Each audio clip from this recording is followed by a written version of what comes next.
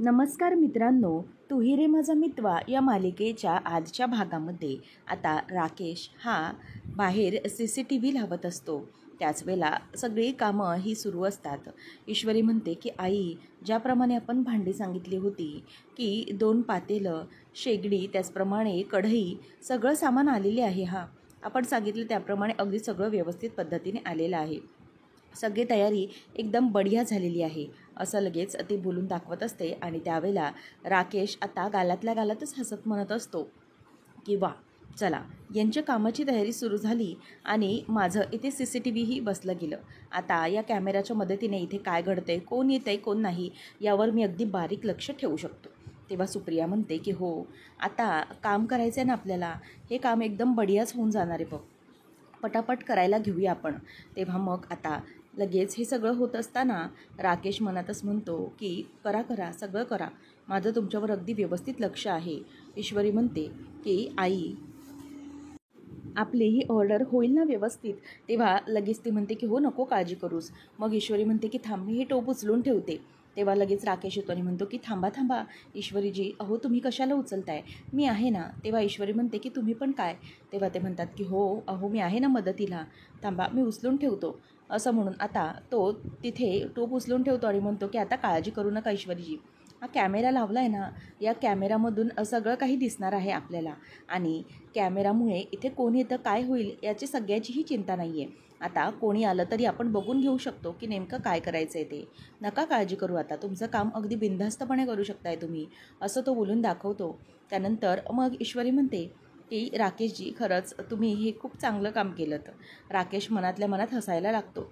नंतर तो म्हणतो की ईश्वरीजी, तुम्हाला जर काही मदत हवी असेल तर तीही सांगा, घाबरण्याची अजिबातच गरज नाही आहे, मी आहे ना, तुम्हाला मदत करावी हवी ती मदत करू शकतो. तेव्हा मग आता ईश्वरी म्हणते की चल आई, पटकन आपल्याला आता तयारीला घेतलं पाहिजे, आपल्याकडे वेळ फार कमी आहे. त्यानंतर मग राकेश मनातच विचार करतो की चल राकेश, इथून आता सटकायला हवं, नाहीतर उगीचच इथे हमाल बनून काम करावं लागेल, त्यापेक्षा इथून निघालेलंच बरं. त्यावेळेला मग ईश्वरी हे राकेशला म्हणते की काय झालं राकेशजी.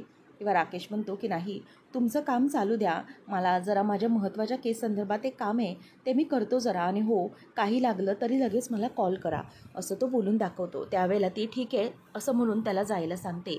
आणि तेवढ्यातच आता ईश्वरीला आकाशचा कॉल येतो आणि आकाश ईश्वरीला म्हणतो की ईश्वरी, जरा एक प्रॉब्लेम झाला होता. तेव्हा ती म्हणते की काय झालं आहे. तेव्हा तो सांगतो की मला सांग की लावण्यासोबत तुझं काही भांडण वगैरे झालं आहे का. तेव्हा ती म्हणते की नाही का, काय झालं.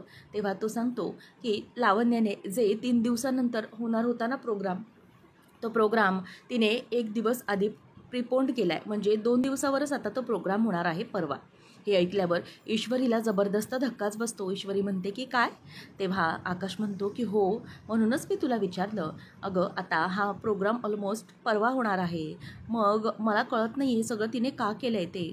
इट्स ओके, तू काळजी करू नकोस, तू टाईम दिला आहे तर तुला मिळेलच. मी या बाबतीत ना दादाशी बोलतो आणि त्याला लावण्याशी बोलायला सांगतो. तेव्हा मग ती म्हणते की नको नको आकाश सर, 1 मिनिट, मिठाई परवाच हवी आहे ना, आणि मग मिठाई परवाच मिळेल. तेव्हा मग तो म्हणतो की काय झालं. तेव्हा ती म्हणते की नाही, ते माझं आहे आणि मी सरांना चॅलेंज दिलं आहे. तेव्हा तो म्हणतो की चॅलेंज. मग ईश्वरी म्हणते की हो, नका काळजी करू, ते मी 2 दिवसातच बनवेन, तुम्ही अर्णव सरांना यामध्ये पडायला सांगू नका, मी करेन 2 दिवसांमध्ये, असं ती बोलते. तो विचारतो की आर यू शुअर ईश्वरी, तुला हे जमेल 2 दिवसांमध्ये. तेव्हा ती म्हणते की हो, करेन मी हे, आणि आता जबान दिली आहे. असं म्हणून आता ती फोन ठेवते आणि म्हणते की सर, आता मला वेळ कमी आहे, मी पटकन करायला घेते.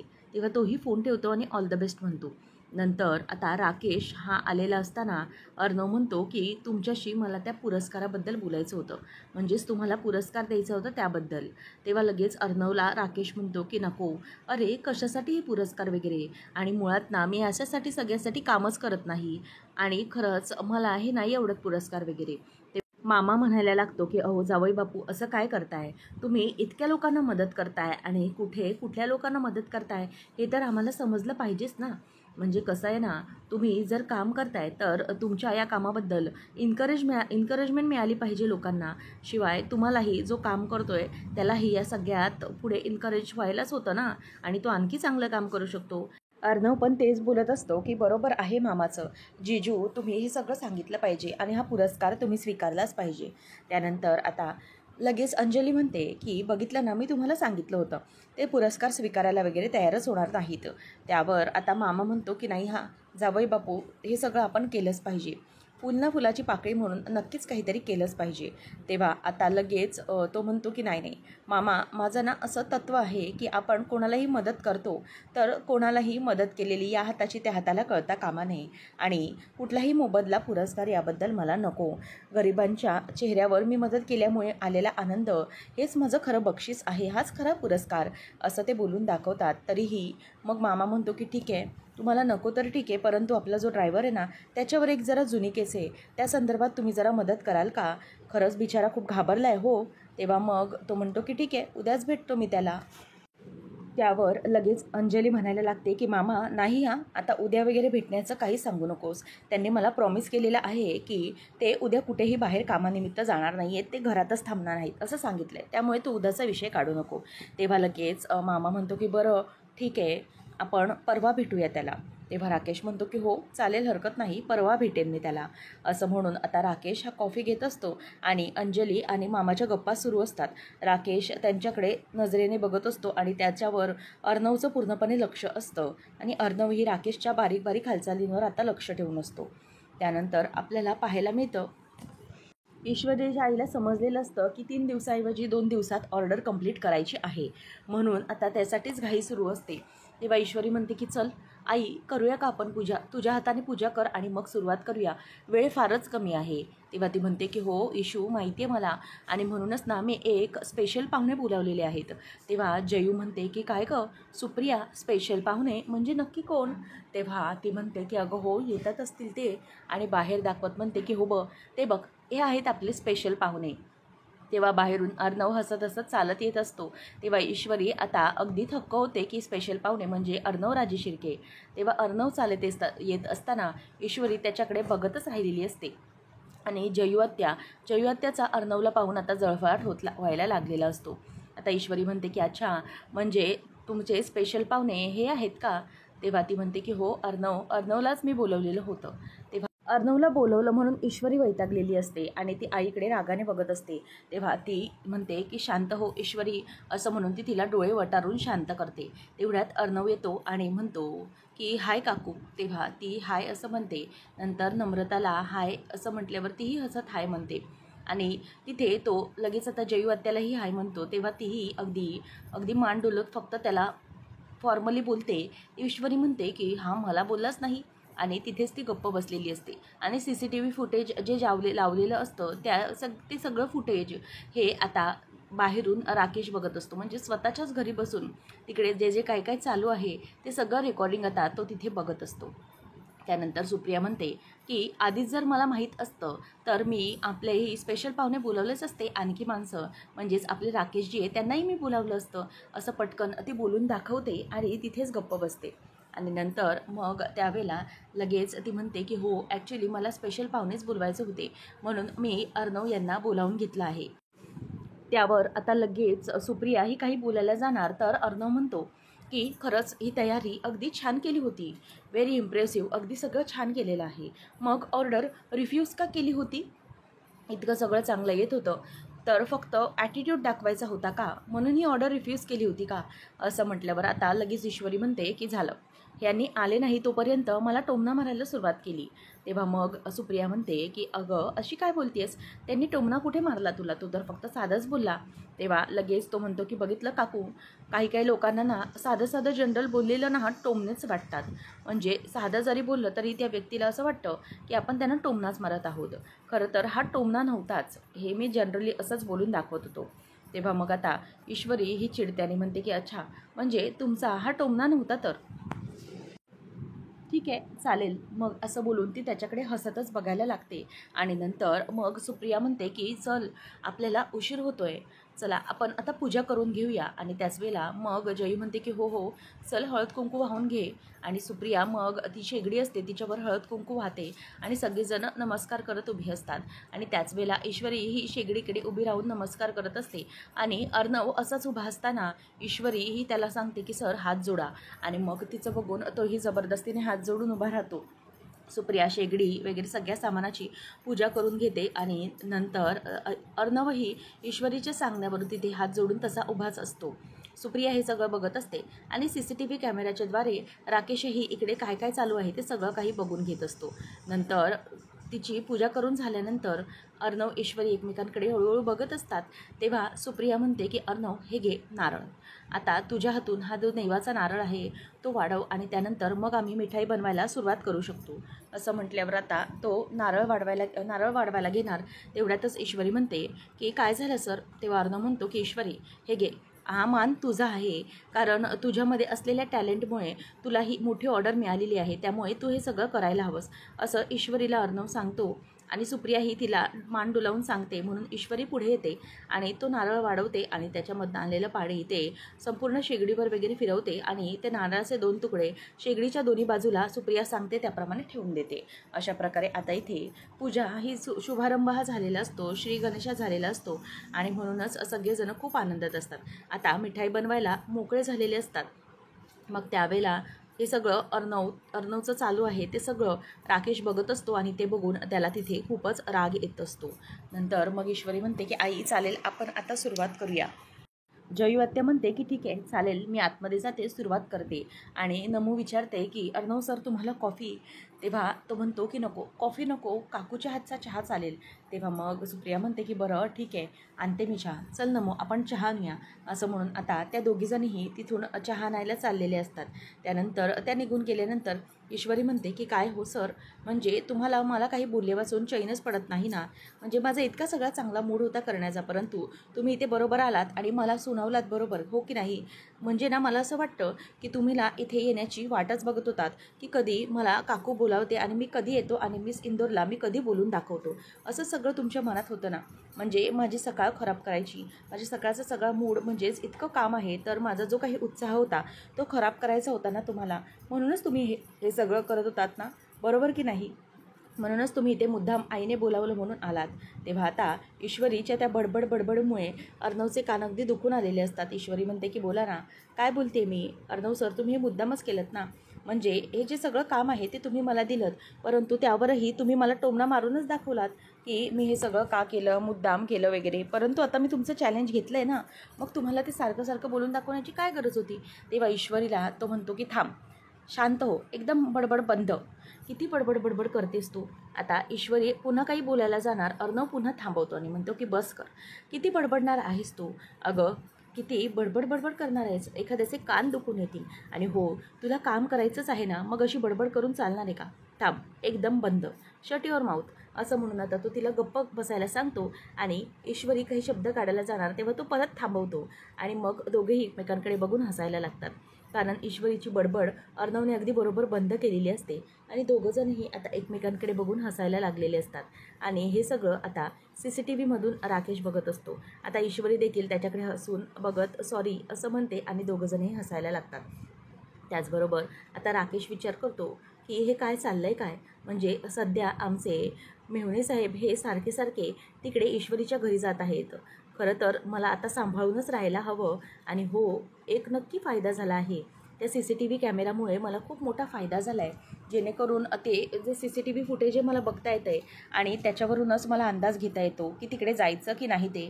म्हणूनच या एका गोष्टीचा तर मला खूप फायदा झाला आहे. आता मला खूप सांभाळून राहायला हवं, कारण मेहुणे साहेब हे सारखे तिकडे जाण्याची शक्यता आहे आणि ही ऑर्डर असताना ते तिकडे जाण्याची शक्यता असू शकते, परंतु CCTV कॅमेराने माझं काम अगदी सोपं केलेलं आहे, असं ते बोलून दाखवतो. त्यानंतर मग ईश्वरीला आता अर्णव हातात हात घेऊन ऑल द बेस्ट म्हणतो आणि म्हणतो की रॉकेट, हे सगळ्या गोष्टी आहेत ना अगदी व्यवस्थितपणे कर, मला माहिती आहे तू हे सगळं अगदी नीट पार पाडशील, all the very best to you, असं म्हणून तो तिला ऑल द बेस्ट करत असतो. नंतर ईश्वरी परत काहीतरी अर्णवला बोलते आणि ते बोलल्यामुळे त्याला राग येतो आणि तो म्हणतो की म्हणजे तुला काय बोलायचं आहे, तू परत मला काहीतरी उलटं बोलतेस का? तेव्हा ईश्वरी म्हणते की नाही, खरं तर मला तुम्हाला मनापासून थँक्सच बोलायचं होतं आणि म्हणूनच इतकी बडबड झाली, परंतु तुम्हाला थँक्स बोलता आलं नाही. खरं तर तुम्ही चॅलेंज दिलं म्हणून मी हे एक्सेप्ट करू शकले. तेव्हा मग अर्णव म्हणतो की म्हणजे तू मला काय बोलणार होतीस? तेव्हा ईश्वरी त्याला हात थांबवते आणि म्हणते की 1 मिनिट थांबा, आता काहीही बडबड करू नका, मला ही बडबड ऐकायची नाही आहे, मला फक्त थँक्स बोलायचं आहे, त्यामुळे थँक्स असं बोलून आता ईश्वरी ही अर्णवजवळ हसत बघत असते आणि त्याला हसत बघत बघत ती तिचा हात दाखवून थांबा असं सांगते. म्हणून अर्णव हसायला लागतो आणि ईश्वरी आणि अर्णव आता एकमेकांकडे बघून हसतच राहिलेले असतात, कारण दोघांमध्येही आता एक चांगलंच मस्त कनेक्शन झालेलं असतं, जे की अजिबातच राकेशला बघून आवडत नसतं. त्यानंतर आपल्याला पाहायला मिळतं की इकडे लावण्या ही तिच्या गुंडाला फोन करते आणि म्हणते की वॉट, तो अर्णवराजे शिर्के आहे?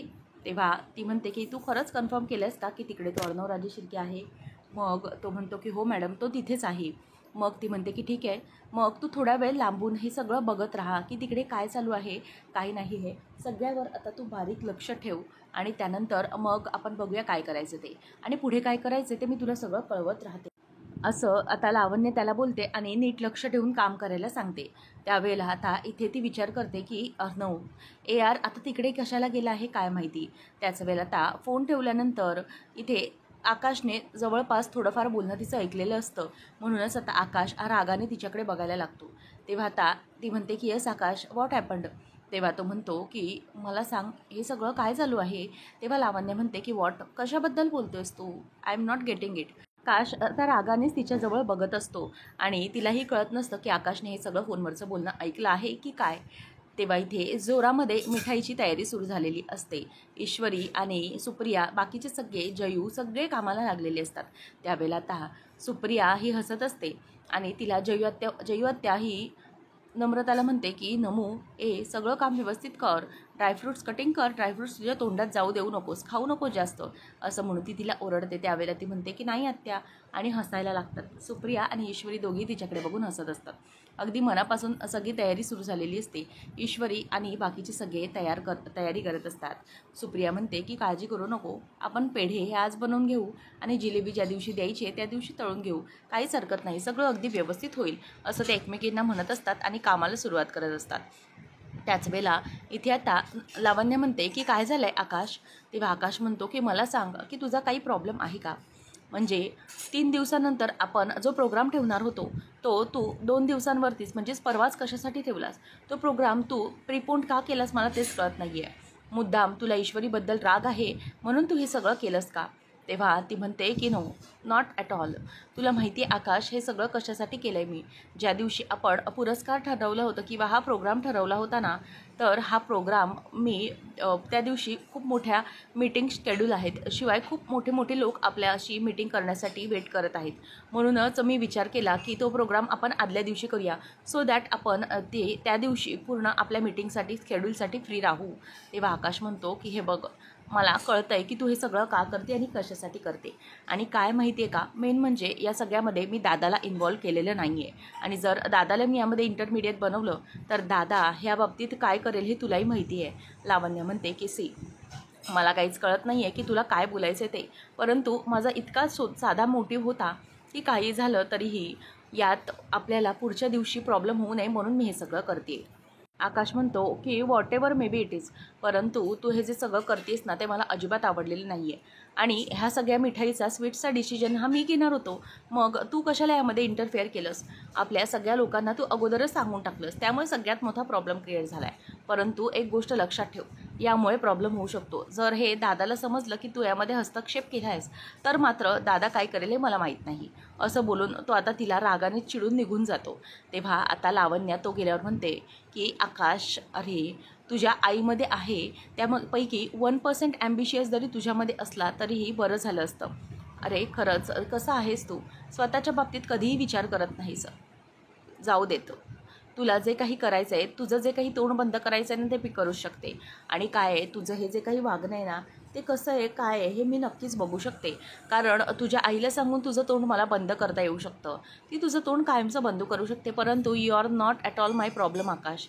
तुझ्याशी माझं काही घेणं देणंच नाही आहे. माझा प्रॉब्लेम आहे दॅट ईश्वरी देसाई, आणि त्या ईश्वरी देसाईची ऑर्डर कशी पूर्ण होणार नाही ना, हे सगळं मी अगदी व्यवस्थितपणे बघणार आहे.